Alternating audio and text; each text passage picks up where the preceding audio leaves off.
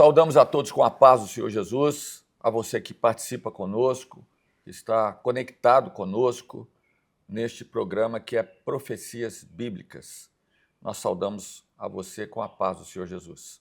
Nós estamos aqui com os pastores Edilson Rocha Amém. E o pastor Isaías Diniz. Amém. E neste episódio nós vamos falar sobre o sonho de Faraó. Estamos falando sobre José, desde o momento em que Jacó manda José ir ter com seus irmãos, José que foi vendido, foi para a casa de Faraó e também na prisão. E agora nós vamos falar do sonho de Faraó, em que resultou no livramento de José da prisão.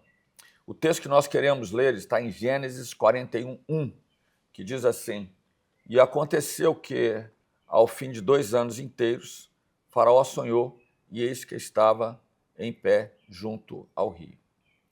Então nós estamos apresentando aqui os aspectos de José como um tipo notável, maravilhoso do Senhor Jesus no Velho Testamento. No texto que nós lemos, a palavra mostra que José ficou por 2 anos inteiros na prisão. No final desse tempo, Faraó tem 2 sonhos. O rei ficou perturbado com os sonhos e chamou todos os adivinhadores e sábios do Egito para que pudessem interpretar o sonho. Porém, nenhum deles pôde interpretar. E essa experiência, nós lembramos, foi até mesmo dada ao rei Nabucodonosor, no tempo lá de Daniel, quando ele teve um sonho que escapou dele e ele queria saber do sonho e da interpretação.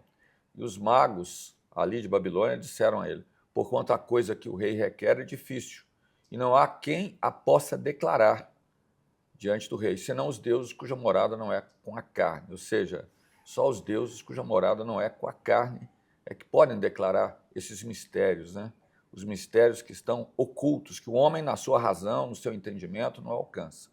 Foi então que o copeiro se lembrou de José. Quando Faraó teve o sonho, ninguém interpretou, o copeiro se lembrou de José e contou a sua experiência.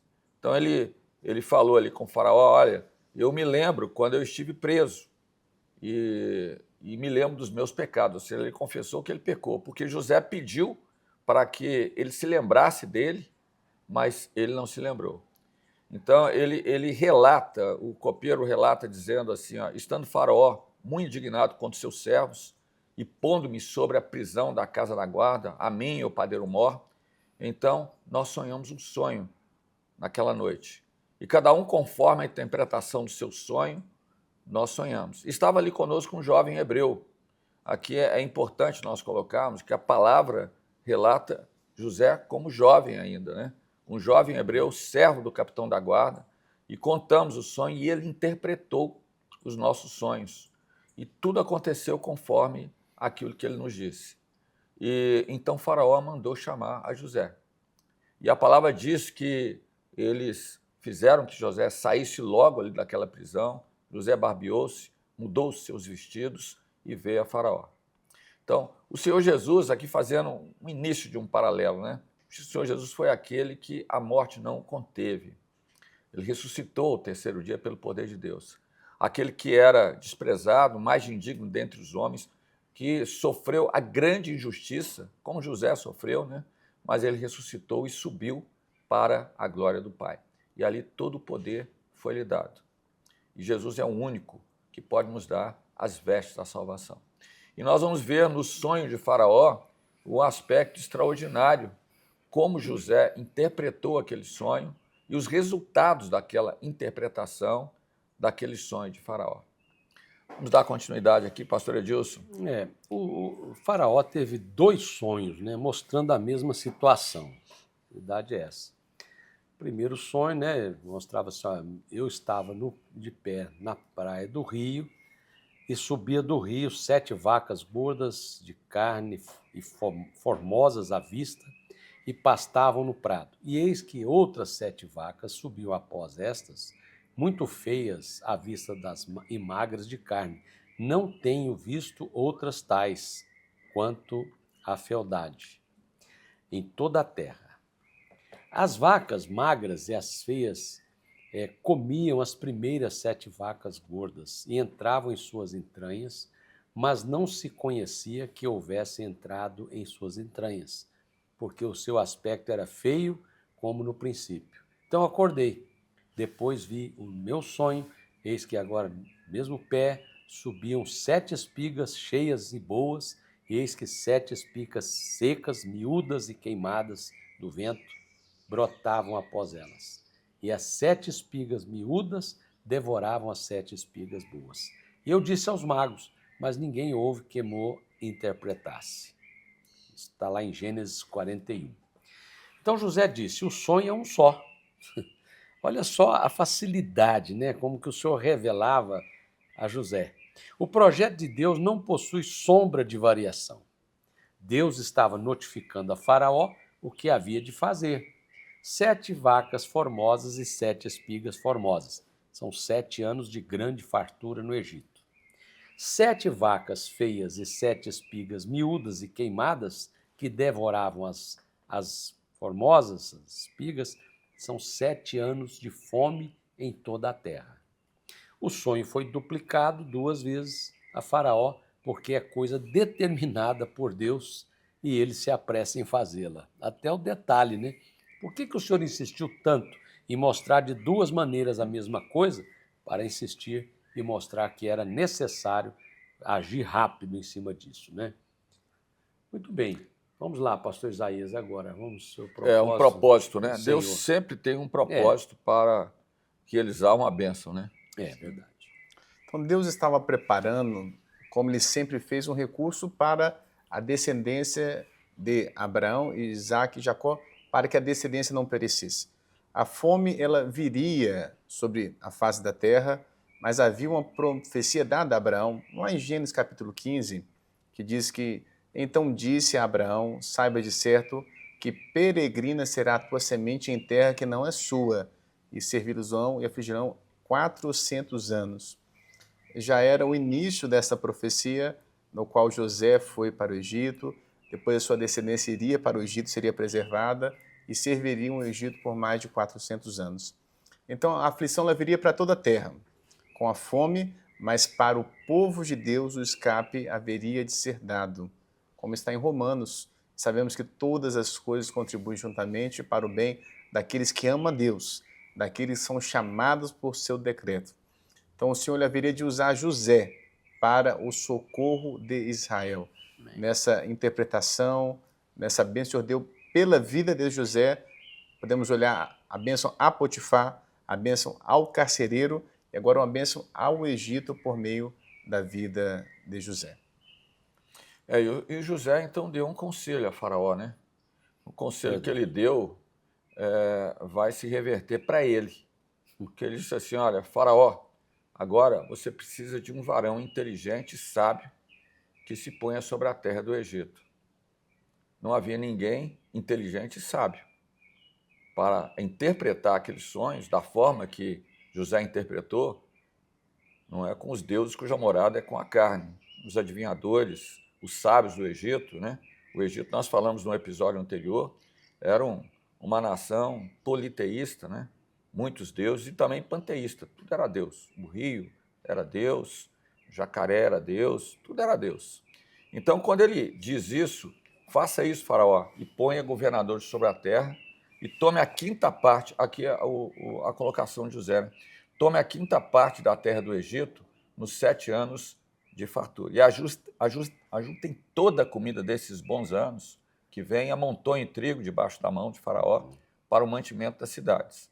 E assim será o mantimento para o provimento da terra para os 7 anos de fome que haverá na terra do Egito, para que não pereça de fome. Era um conselho, né, sábio mesmo, né? Vamos dizer, de um planejamento para os 7 anos que viriam de fome, né? Muito interessante. Eram 14, né? 7 Sim, isso. de cheia, né? Ou seja, Exato. de Mais abastança, e mais 7, 14 anos. Mas é interessante nós fazermos um paralelo, né, da situação desse mundo, né? O mundo que nós vivemos nos últimos dias, né? Há uma profecia, Isaías, sobre que Amós, né? Amós coloca. Sim.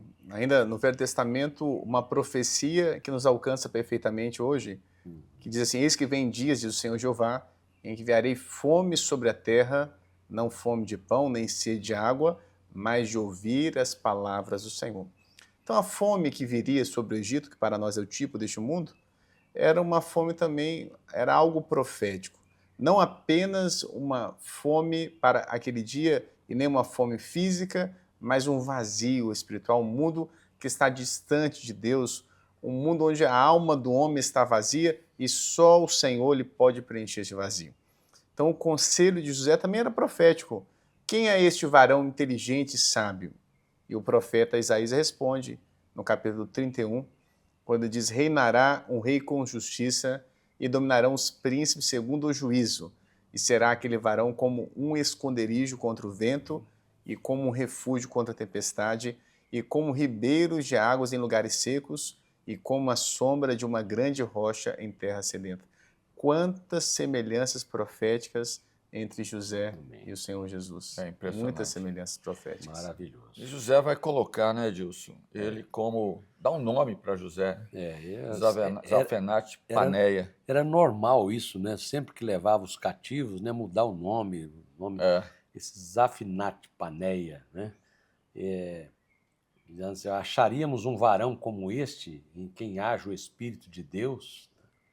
E Faraó colocou a José sobre toda a terra do Egito, colocou um anel nas mãos do José, o anel é para identificar, né, que o Faraó que estava dando autoridade a ele, fez vestir os vestidos de linho fino, pôs um colar de ouro no seu pescoço e o fez subir no segundo carro e clamava, dizendo, né, diante dele, ajoelhai. O segundo carro mostrando que ele era o segundo dominador já. Né? Exatamente. Depois de Faraó, é ele. Então, a profecia agora, vamos ver, né? No milênio, o Senhor Jesus ele vai reinar no milênio. Todos verão a sua prudência, a inteligência, a sabedoria. Todo joelho se dobrará e toda língua confessará que Jesus Cristo é o Senhor. Está lá em Romanos. O nome dado por Faraó a José foi Zafenate Paneia, significa Salvador do mundo. Vejam só os irmãos, né? Jesus é o nosso Salvador, o enviado do Pai, o único que pode saciar a fome da alma da humanidade. Então José era de 30 anos quando foi levantado diante de Faraó. Jesus iniciou o seu ministério também aos 30 anos. Com José a terra produziu com fartura para alimentar todo mundo conhecido. Com Jesus a palavra de Deus, o coração daquele que crê dá frutos de 30, 60 a 100, segundo a parábola do semeador. Né? E é importante aqui, nós estamos até encerrando já esse episódio, que o objetivo é mostrar a forma que Deus opera na vida do homem. Né? José, como esse tipo do Senhor Jesus, ele sofreu todas as coisas, mas não abriu a sua boca. Né? Jesus a mesma coisa, né? Foi levado ao matador, mas como ovelha muda, nada disse. Quem testificava dele era o Pai. E José da mesma forma, né? Ele foi usado com o poder de Deus por conta da sua obediência, da sua humildade e do seu temor diante de Deus. Ele sabia que ele não estava ali, e ele vai falar isso mais tarde, quando ele encontra os seus irmãos. Ele assim, olha, havia um propósito de Deus me colocar aqui, que Deus preparou todas as coisas para que eu fosse usado para a continuidade dessa nação, Aleluia. desse povo. E nós vamos continuar no próximo episódio, nós vamos ver esse propósito de Deus nos 7 anos de fome na terra. Aí nós vamos ver a salvação de Jacó e sua família. Jacó estava em Canaã, estava longe, mas a fome chegou lá. E quando a fome chegou, eles tiveram que vir buscar alimento com quem? Com José, né? Uma alegoria também maravilhosa, porque quando a fome, né, a necessidade da alma do homem chega e bate na alma, no coração do homem, não existe outro que possa alimentar a nossa alma. Só o nosso Senhor Jesus, o nosso Salvador. Pastor Edilson e pastor Isaías. Bem, eu já havia comentado com os irmãos aqui, né, antes de nós entrarmos nesse episódio, que quando eu era muito criança ainda, eu li essa história de José num livro normal de escola. E lá não se falava nada das profecias, evidentemente, Mas a história é tão fascinante que eu não me esqueço jamais dos momentos daquela leitura. Uma leitura que estava para quem estava começando a aprender a ler, né? Mas foi uma história que gravou muito meu coração, marcou muito a minha vida. E quantas semelhanças proféticas, como sempre estamos dizendo. É, Então, 30 anos como governador, e o senhor iniciou o ministério perto dos 30 anos, odiado pelos seus, vendido, traído, preso injustamente, sai do cárcere para reinar. O senhor sai daquele túmulo, da cova, para reinar para todo sempre. aleluia. E tudo aquilo que o senhor passou foi para a salvação do homem. Amém. E tudo aquilo que José estava passando também era para a salvação da sua família, para que aquela semente de Abraão ela fosse preservada, como o Senhor separou. Ia ser algo incontável. E o Senhor sempre levanta e levantou José, Amém. apesar das provas, mas comparando com o Senhor Jesus para a salvação dos seus irmãos, como o Senhor para a salvação das nossas vidas. Amém. É isso mesmo. Nós estamos encerrando então aqui. Despedimos do pastor Edilson, Amém. Paz do Senhor. pastor Isaías. Amém. A paz do Senhor Jesus. E despedimos de você também. Continue conosco. A paz do Senhor Jesus.